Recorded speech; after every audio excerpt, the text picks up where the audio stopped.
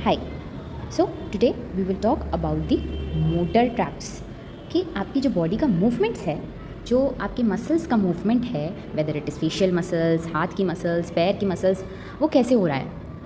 Okay, so that is controlled by the pyramidal tracts. आपके voluntary motions, body के सारे voluntary motions are controlled by the pyramidal tract. But here only I will tell you that pyramidal tract और extra pyramidal tract के बीच में difference क्या है। Actually pyramidal tract जो है वो वॉलंटरी फंक्शंस को कंट्रोल करता है, ओके, बट जो एक्स्ट्रा पिरामिडल ट्रैक्ट है वो हमारे वॉलंटरी फंक्शंस को और भी स्मूथ बनाता है। कैसे? जब आप वॉक कर रहे हो तो आपके हैंड्स का मूवमेंट भी हो रहा है साथ में, आपको पता नहीं है वो कि मूवमेंट हो रहा है, आप वो वॉलंटरीली नहीं कर रहे हो, लेकिन वो अपने आप ही अपने हाथ जो हैं आपके मूव हो रहे हैं, जिससे कि आपकी बॉडी का बैलेंस बना रहे। ऑलराइट, सो वो इनवॉलंटरीली हो रहा है। ऐसे ही जब आप फर्स्ट स्टेप रखते हो, चलने के टाइम जब आप पहला पैर रखते हो तो दूसरा पैर आप रखने के लिए सोचते नहीं हो, वो अपने आप ही पीछे से उठ के आगे आ जाता है। तो पहला स्टेप जो आप रखिए that is a voluntary motion, but जो सेकेंड स्टेप अपने आप आ गया वो इनवॉलंटरीली था, that was done by the extra pyramidal tract. इसी तरीके से जब आप आइज़ को ब्लिंक करते हो तो वो इनवॉलंटरीली हो रहा है, ठीक है, तो इनवॉलंटरीली हो रहा है, इसीलिए वो एक्स्ट्रा पिरामिडल ट्रैक्ट कंट्रोल करता है। सो नाउ आप ये दिमाग में रखिए कि पिरामिडल ट्रैक्ट्स जो हैं वो वॉलंटरी मोशन कराते हैं और एक्स्ट्रा पिरामिडल ट्रैक्ट्स जो हैं वो वॉलंटरी मोशन को और भी स्मूथ करने के लिए हेल्प करते हैं। ओके, सो अभी मैं पिरामिडल ट्रैक्ट्स के बारे में बात करती हूँ जो कि वॉलंटरी मोशंस करवाते हैं। आपके फेस पे स्माइल लगाते हैं, आपके हैंड्स को मूव करवाते हैं, ग्रिप करवाते हैं, पैर को मूव कराते हैं, मतलब जो भी आप वॉलंटरीली स्केलेटल है, आपका स्केलेटल सिस्टम है, उसमें जो जितनी भी वॉलंटरी मसल्स है उसको कॉन्ट्रैक्ट कराते हैं। सपोज करिए ये आपका लिम्ब है, इसको आपको मूव करना है, तो ये किस तरीके से होगा। ये वाला पैर को आपको मूव करना है तो क्या होगा कि आपका जो प्री कॉर्टेक्स है, प्री सेंट्रल कॉर्टेक्स है, वहाँ पे कुछ ऐसे पिरामिडल शेप के सेल्स प्रेजेंट हैं जिनको हम बेड सेल्स भी बोलते हैं। Betz cells means BETZ, Betz cells भी बोलते हैं। इन पिरामिडल ट्रैक्ट्स में से ही आपके पिरामिडल सेल्स में से ही आपके पिरामिडल ट्रैक्ट्स भी निकलते हैं। अब ये जो पिरामिडल ट्रैक्ट्स हैं वो कहाँ जाके एंटर करते हैं? इंटरनल कैप्सूल के अंदर। ये आपका इंटरनल कैप्सूल है, ठीक है, कॉर्टेक्स के अंदर इंटरनल कैप्सूल। इस इंटरनल कैप्सूल के अंदर जाके एंटर करते हैं। इंटरनल कैप्सूल के अंदर एंटर करने के बाद में वो अपने आप को टर्न कर देते हैं। वो ऊपर से ऐसे आए थे और फिर वो अपने आप को ऐसे टर्न कर दिए, ठीक है, तो यहाँ पे जाने के बाद ये अपने आप को टर्न कर देते हैं। टर्न करने के बाद नीचे आते हैं, नीचे आते हैं, नीचे आते हैं और नीचे आने के बाद में ये मेडुला पे पहुँचते हैं। मेडुला पे आने के बाद ये दूसरी ऑपोजिट साइड चले जाते हैं। तो आपको अगर राइट पैर को मूव करना है, तो राइट पैर को अगर मूव करना है तो आपका जो ऑपोजिट साइड का कॉर्टेक्स है वहाँ के पिरामिडल सेल्स नीचे आएंगे। तो अगर वहाँ के पिरामिडल सेल्स नीचे आएंगे, वहाँ से पिरामिडल ट्रैक्ट्स नीचे आएंगे और मेडुला में जाके वो दूसरी साइड यानी कि सेम साइड में चले जाएंगे। राइट साइड का पैर मूव करना था लेकिन लेफ़्ट साइड के कॉर्टेक्स के पिरामिडल सेल्स ने कंट्रोल किया।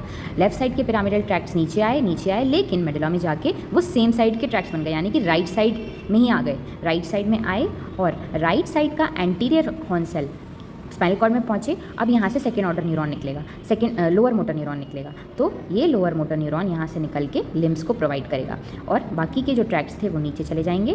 फिर से नेक्स्ट स्पाइनल कॉर्ड, जो नेक्स्ट वर्टिब्रा है, वहाँ के एंटीरियर हॉर्न सेल में से एक एंटीरियर हॉर्न सेल न्यूक्लियाई होगा जो कि डायरेक्टली लिम्स को सप्लाई करेगा। तो जो लोअर मोटर न्यूरॉन है वो एंटीरियर हॉर्न सेल से शुरू हुआ है और वो आपके लिम्स को डायरेक्टली प्रोवाइड कर रहा है, लेकिन जो अपर मोटर न्यूरॉन है वो ऑपोजिट साइड के पिरामिडल सेल्स से निकला है और वहाँ से नीचे आ रहा है। मेडुला में आने के बाद ये ऑपोजिट साइड चला गया और वापस और राइट साइड का ही बन गया। राइट साइड का पैर का सेंसेशन लेफ़्ट साइड का मोटर कॉर्टेक्स कंट्रोल करता है। अगर लेफ़्ट साइड का मोटर कॉर्टेक्स में चोट लग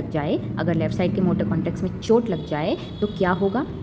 आपका राइट साइड का पैर मूव नहीं कर पाएगा। क्यों? राइट साइड का जो बॉडी है, राइट साइड का जो पैर है वो तो लेफ़्ट साइड के कॉर्टेक्स के पिरामिडल सेल से कंट्रोल कर रहे थे। पिरामिडल ट्रैक्ट्स आए ऊपर से नीचे और मेडुला में आने के बाद वो ऑपोजिट साइड चले गए, यानी कि लेफ़्ट साइड के pyramidal tracts right sided pyramidal tracts बन गए और राइट साइड की ही स्पाइनल कॉर्ड वर्टिब्रा से नीचे उतर रहे हैं। अब वर्टिब्रा के एंटीरियर हॉर्न सेल में आने के बाद में वहाँ पे सेकेंड न्यूरॉन यानी कि लोअर मोटर न्यूरॉन, एक और न्यूरॉन जो होगा वो डायरेक्टली प्रोवाइड करेगा। बाकी के जो ट्रैक्ट्स हैं वो नीचे आ जाएंगे, उसमें से भी एक एंटीरियर हॉर्न सेल होगा जो एंटीरियर हॉर्न सेल यहाँ से मैसेज को रिले करेगा डायरेक्टली मसल को और आपका मसल और आपका पैर मूव करेगा। आई होप मैं आपको इतना समझा पाई। अब एक बात और बताना चाहती हूँ कि हमारा जो पॉन्स है उसमें individual cranial nerve nuclei present है, यानी कि 7 फेशियल नर्व न्यूक्लियाई पॉन्स के अंदर प्रेजेंट होता है। 7th cranial nerve facial nerve nuclei आपके पॉन्स में प्रेजेंट होता है। पॉन्स के अंदर जो न्यूक्लियाई है वो डायरेक्टली यहाँ से लोअर मोटर न्यूरॉन रिलीज़ करता है, लोअर मोटर न्यूरॉन रिलीज़ करता है और आपके फेस की सेम साइड ये लेफ़्ट साइड का एंड फेशियल नर्व न्यूक्लियाई है, तो ये आपके लेफ्ट साइडेड फेस को ही कंट्रोल करेगा, यानी कि this part will be controlled by the lower motor neuron of the fish coming from the pons. All right, ये यहाँ से कंट्रोल करेगा। ओके, अब एक बात और मैं आपको बता देती हूँ कि जो आपका मेडुला ऑब्लोंगेटा है उसके अंदर भी क्रेनियल नर्व न्यूक्लियाई प्रेजेंट होते हैं। कौन कौन से? 9, 10, 11 और 12 क्रेनियल नर्व न्यूक्लियाई। ठीक है, तो 9, 10, 11, 12 क्रेनियल नर्व न्यूक्लियाई आपके मेडुला में प्रेजेंट होते हैं, जो कि डायरेक्टली आपके लोअर मोटर न्यूरॉन्स जो कि यहाँ से डायरेक्टली निकल जाते हैं। ऐसे ही मेडुला के अंदर भी कुछ क्रेनियल नर्व न्यूक्लियाई प्रेजेंट होते हैं। कौन कौन से? क्रेनियल नंबर 9, 10, 11, 12 मेडुला के अंदर प्रेजेंट होते हैं।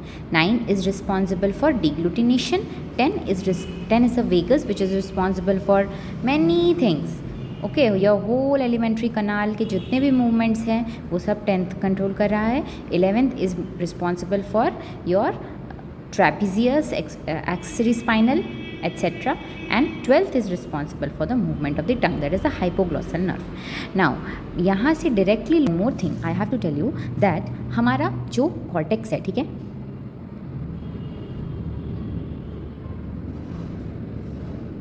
this is our cortex. अब ये आपका फेस है। ओके, फेस को हम डिवाइड कर लेते हैं 4 पार्ट्स में डिवाइड कर लिया।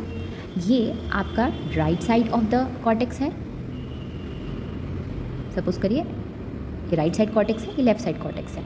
अब मैं आपको एक बात बताती हूँ, लेफ़्ट साइड का कॉर्टेक्स से जो नर्व इम्पल्स जाती है वो इस तरीके से जाती है 2 साइड में और ऑपोजिट साइड की लोअर साइड में, यानी कि फोरहेड मतलब upper quadrant of the face की दोनों साइड को सप्लाई करेगा और ऑपोजिट साइड की लोअर साइड को सप्लाई करेगा। So with this we end with our motor tracts, that is the corticospinal tracts. Thank you.